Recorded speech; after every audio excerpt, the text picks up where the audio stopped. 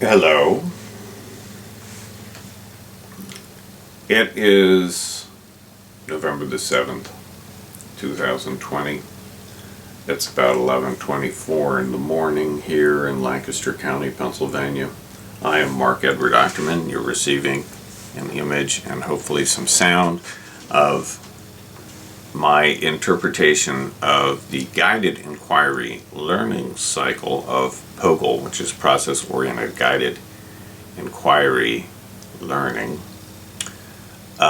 to the study of philosophy, and specifically to the Socratic elenkos, and even more specifically than that, to Socrates' use of the dialectic form.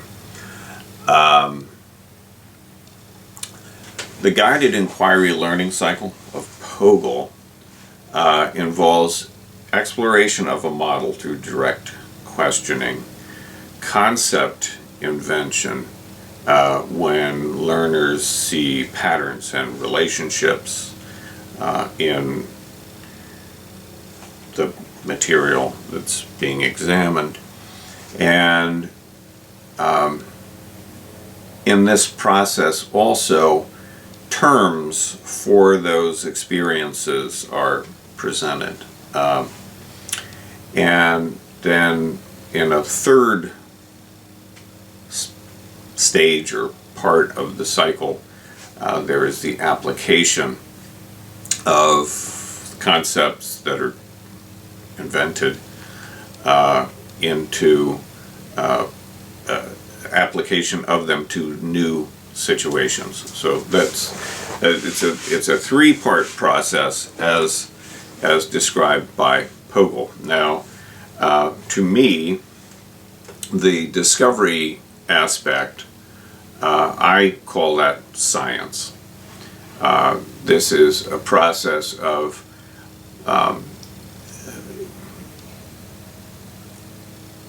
inspiration, or a bringing in of experiences from the outer world into an inner world in which analysis, judgment, and planning, these things all occur in an inner world, which is private. We only hypothesize about its existence in other people. It's probably a fairly decent hypothesis that other people also engage in this in their inner worlds, but it's very difficult to know precisely what's happening in another person. You know, you look at somebody and you say, I know what you're thinking, and possibly you do, but it's really only a hypothesis. And there's so much involved in the world of thought, in the mind, you know, of some individual as it operates, and innately or you know, intrinsically personal associations arise that make, for example, mnemonics are often very difficult to generate by one person for another, because the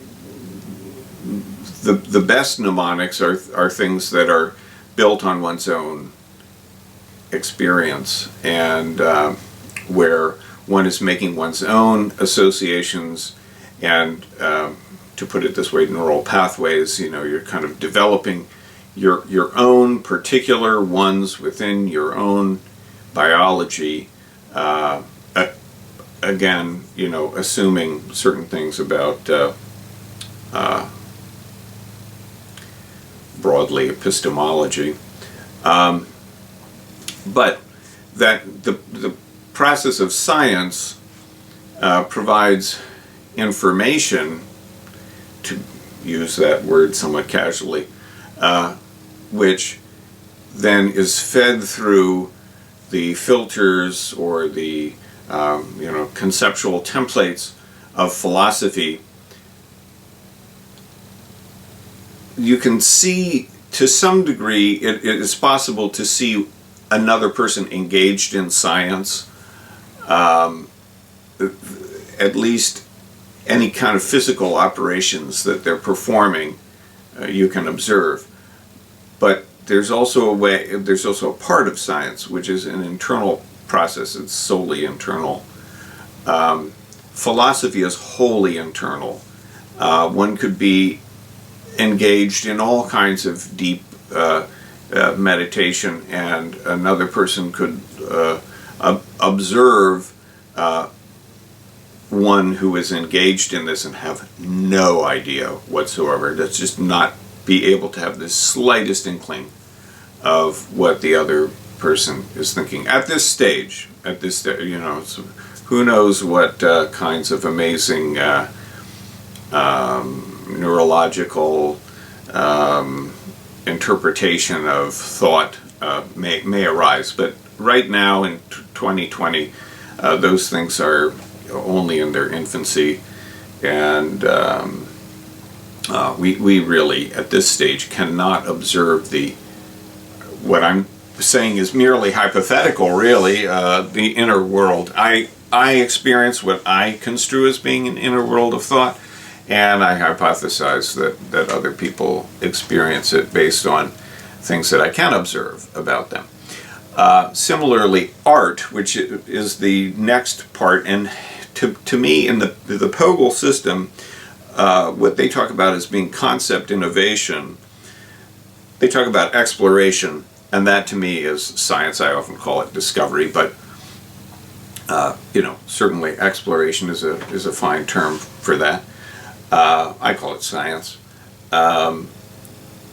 The next portion of the interaction between the inner and outer world is philosophy and then art.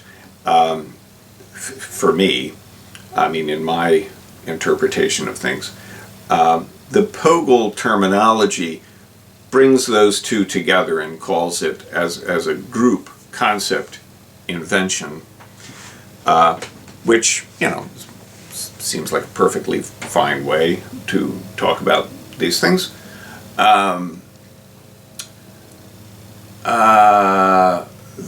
They're being a little bit more narrow in their understanding because they're talking about concept invention, and I would say that art involves mind in the sense of thought, but it also involves a willing process, a process of willing, and a process of acting, so that that which is conceptualized is then willed to be, and as it is willed to be sufficiently strongly, there is a movement to generate that thing, whatever it happens to be. And we could give a variety of examples of that, particularly from the arts, would you know, seem to be obvious examples, but you know, it could be quite a wide range of things. It could be, you know, creating a food, or maybe I shouldn't say creating, but inventing a food, inventing a recipe, that is to say, inventing some process for cooking. It could be anything, you know, and they could be quite, you know, utterly what we would say practical, or they could be completely whimsical and, you know, even dangerous, deleterious, damaging in some way or other. So the range of art really, there's nothing that's being said here about moral structures, values, usefulness. You know, it's in and of itself, whether talking about concept invention or talking about philosophy and art,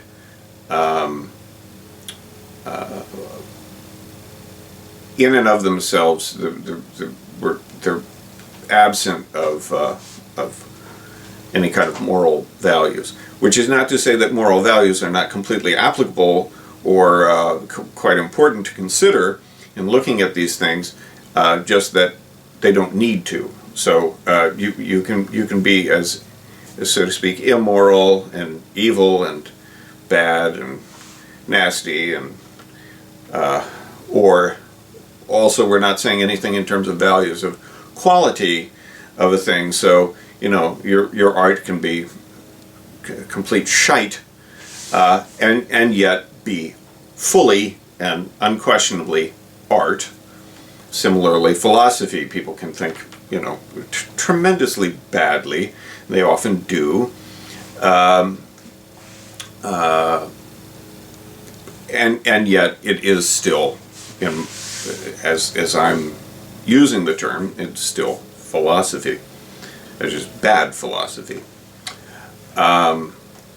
We all engage in these things. I think that this is also true with the pogil system, that what's being identified here is a process that people just do naturally. It's being analyzed, identified, and supported, and being used as a method. But it's really a natural method. I think people just kind of as a matter of course, they observe their world, they explore their world, they invent concepts about their world, and then they apply those concepts. And the key here is not to get people to do those things, but to get people to do those things with higher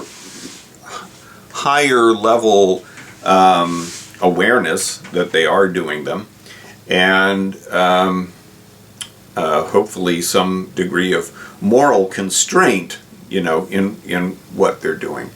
So there is another part to this business of concept invention that I think is not fully addressed in, when you just say, well, there's exploration, there's concept invention, and there's application. There are issues of quality. There are issues of value that should also probably be clarified and brought in. And I think that to some degree, that is the value of distinguishing philosophy and art out of taking concept invention and saying, okay, well, there are two elements to this. There's the philosophy element of this, and there's the art element of this. As we are inventing concepts, we need not only to invent the concept, but to place it within a range of concepts, and to use various means to assess the qualities of the invention. So I'm not really sure what to say about this. I think it's something that should probably be a bit of a dialogue between the folks who are developing and promoting pogil and those folks who, like myself, say, okay, well, this is great that you've got this. It's a good system. That obviously it's working well. I mean, you can make a variety of demonstrations as to the greater clarity of students in being able to articulate the purpose of an exercise, the greater sense of application or applicability of work, and a much fuller sense, and I would say it's really sort of in the emotional range, where the learning is more strongly supported because the students feel their participation more. They feel more that they are active in their learning rather than passive recipients. And as I said, I think in my second try in looking at this, that there's a way in which science is often taught as like a kind of historical reenacting, where somebody already came up with this experiment and we're just doing it again, and like why are we doing this titration? Why are we doing this? Why are we dissecting a frog when we already know pretty much what we're going to be looking at? It's not like we've been denied access to information about frog bodies or something like this. So, in terms of the third part of the pogil system application, again, there's a similarity to the philosophy, art, craft, science approach that I've been taking, where when you have a fair sense of predictability of some process, then you can describe that as being craft or industry. It's something where there may be surprises, there may be situations where the process is not producing the result which you expected, and then you pass again into an exploration stage or a discovery stage, trying to isolate those things which are happening, which are not the expected, and to find out why those things which are unexpected are occurring. That brings you back to science from craft.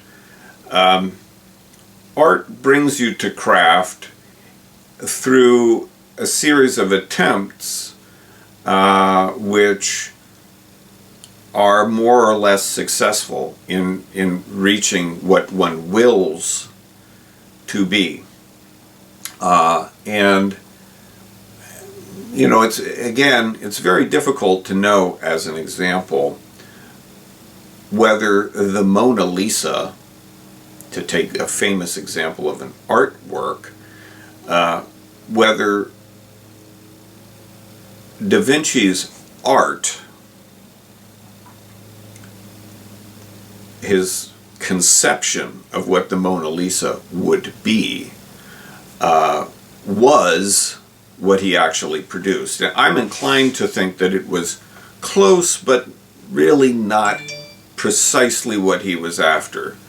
But maybe close enough that he was like, that's okay, it's okay. Or, I don't think he would have said it's okay, but whatever would have been, his equivalent for that.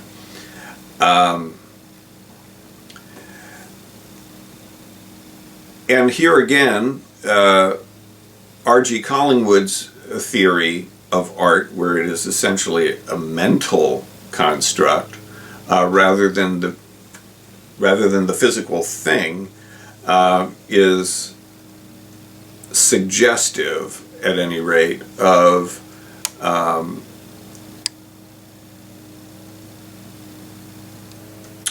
the need, I think, for some distinction between the philosophic aspects of concept formation or concept invention and the more outward sharing of these kinds of things. So for me, I see the three-part system is fine. It's clearly one step easier, one step less to look at than philosophy, art, craft, science. But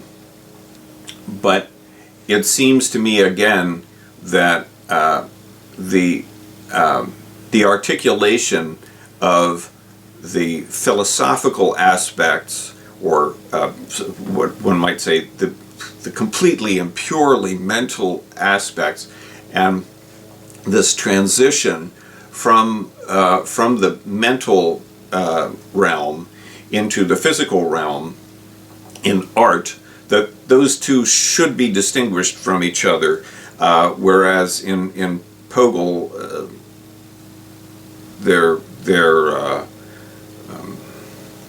their approach of exploration, concept, invention, and application does not make that distinction. To me, application is very largely, and I think probably in the pogil conceptualization of this, it is largely, if not entirely, something external, something, you know, in the outer world, something that could be sensed. So when you're making an application, there should be some way in which to make a demonstration of that to others. It's not something that's just held within the mind. All right, so there's a bit of tangled web of examining the distinctions between Pax and pogil, and now I want to move on to looking at some ways in which an examination of some of the dialogues of Plato, and I'm thinking specifically of the Meno and the Euthyphro, can be placed within a pogil context, and maybe also make some reference to Pax, so as to you know, give a further articulation of that, and to some degree to justify my own system of interpretation. All right, so this concludes the introductory section, and next we'll see some application.